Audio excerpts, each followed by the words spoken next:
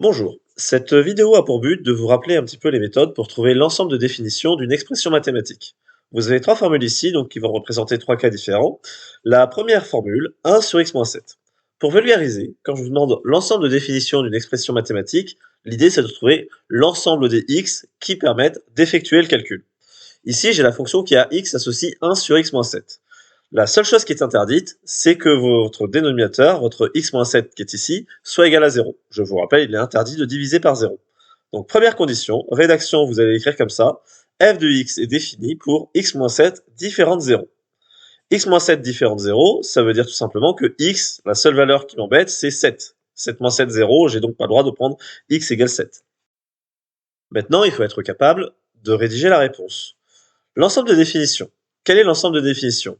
En théorie, vous avez le droit de prendre n'importe quelle valeur entre moins l'infini et 7, n'importe quelle valeur entre 7 et plus l'infini, et vous voyez bien les crochets ici, j'ai exclu le 7. Donc au final, j'ai pris toutes les valeurs entre moins l'infini et plus l'infini, sauf le nombre 7 ici où j'ai fait une petite coupure. La notation est un petit peu longue à écrire, vous pouvez l'écrire autrement. R, l'ensemble de tous les réels, l'ensemble de tous les nombres entre moins l'infini et plus l'infini, exclusion du nombre 7. Donc là, ici, ça se lit l'ensemble réel privé de 7. Je note df pour dire l'ensemble de définition de la fonction f. Donc ici, f de x, l'expression f de x, est définie sur r privé de 7. Je peux vérifier ça sur une calculatrice. Dans la calculatrice, je vais aller dans le mode fonction. Dans le mode fonction, je vais taper la formule 1 sur x-7 et on va se contenter d'aller regarder le graphique. Alors, le graphique, donc la calculatrice NumWorks utilise un système automatique pour adapter l'échelle. Sauf que là, ici, je visualise pas très bien, je vais me permettre de faire un petit zoom arrière. Donc, je vois ce que la fonction fait. Alors, ici, la fonction est coupée en deux morceaux. Vous avez un morceau à gauche, ça correspond au morceau qui va de moins l'infini à 7. Votre x ici, de moins l'infini jusqu'à 7. Alors, 7, c'est ici. Donc vous avez le morceau de gauche, et d'un seul coup, vous avez un morceau à droite qui démarre à 7 et qui va vers plus l'infini. Donc ça semble confirmer qu'il y a une valeur interdite, il y a une coupure ici, et c'est bien pour x égale 7.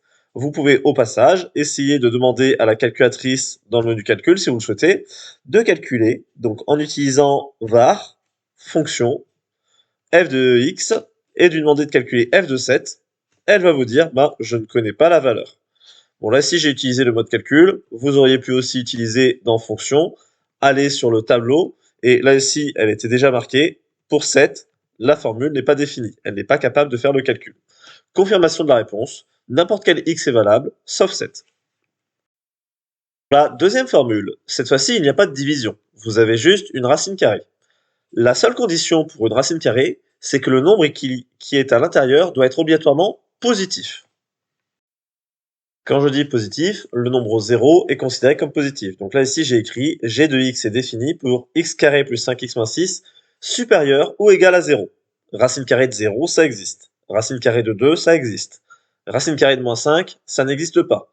Donc j'ai obligation que ce truc-là, x carré plus 5x moins 6, doit être supérieur ou égal à 0. C'est une expression de second degré. Donc vous savez comment déterminer les racines. Je ne vous détaille pas le calcul, mais l'expression x carré plus 5x moins 6 a pour discriminant 49. Elle admet donc deux racines qui sont moins 6 et 1. Alors, les racines, je vous rappelle, c'est des moments où c'est égal à 0. Mais c'est pas ce que je veux. Moi, je veux que ce soit supérieur ou égal à 0. Vous devez donc être capable de réaliser le tableau de signes. Donc, vous avez les racines moins 6 et 1. Vous savez que vous êtes du signe de a à l'extérieur des racines et du signe de moins a à l'intérieur.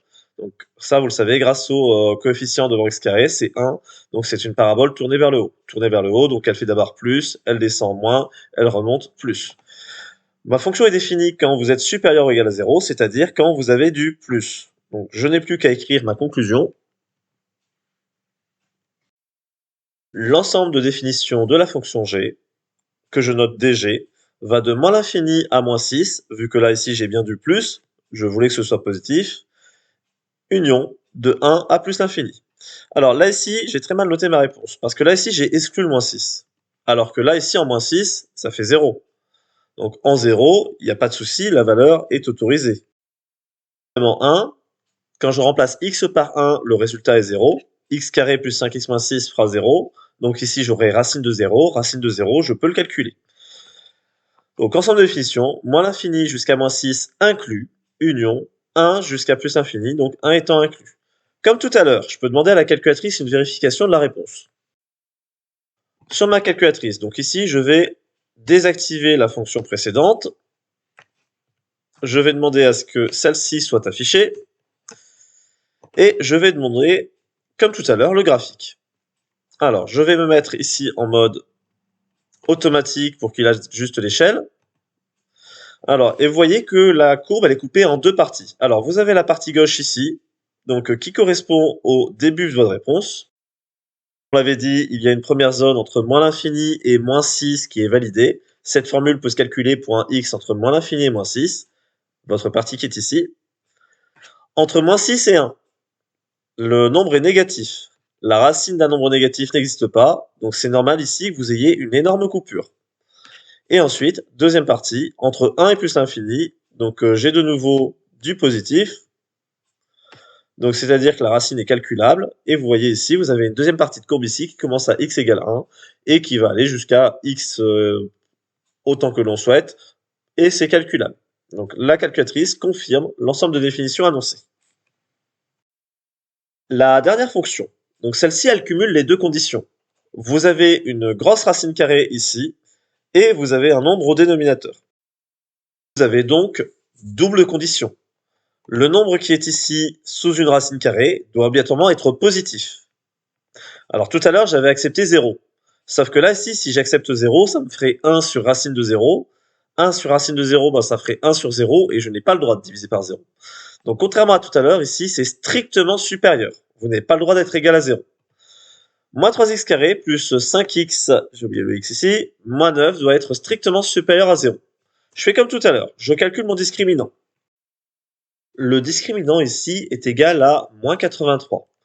Donc un discriminant strictement négatif. Ça veut dire qu'il n'y a pas de racine réelle. Attention, ça ne veut pas dire que votre problème est terminé, vous devez quand même faire le tableau de signes.